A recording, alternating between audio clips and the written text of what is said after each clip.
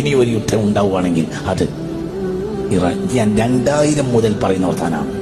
പഴയ കേസറ്റൊക്കെ കേട്ട ഇതൊക്കെയാണ്. അടുത്ത യുദ്ധം ഇറാനുമായാണ്. അത് ഭയാനകമായിരിക്കും.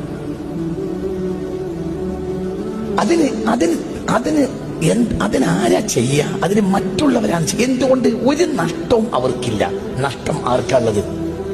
പറ, ആർക്കാ നഷ്ടം സംഭവിക്കുക? മുസ്ലിമീങ്ങൾക്ക്. ഇറാൻ ഇനി ഒരിക്കലും അമേരിക്കയെ തിരിച്ചടിക്കൂല. ഇറാൻ തിരിച്ചടിക്കുകയാണെങ്കിൽ തിരിച്ചടിക്കുക എങ്ങനെയായിരിക്കും?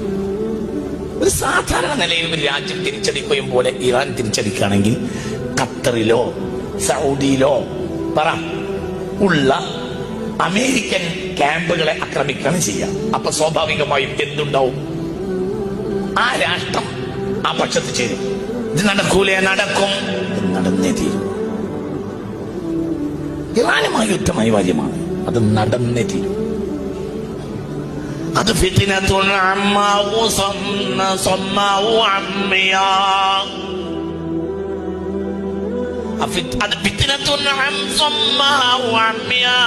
അത് കണ്ണില്ലാത്തയും കാടില്ലാത്തയും യുദ്ധമായിരിക്കും.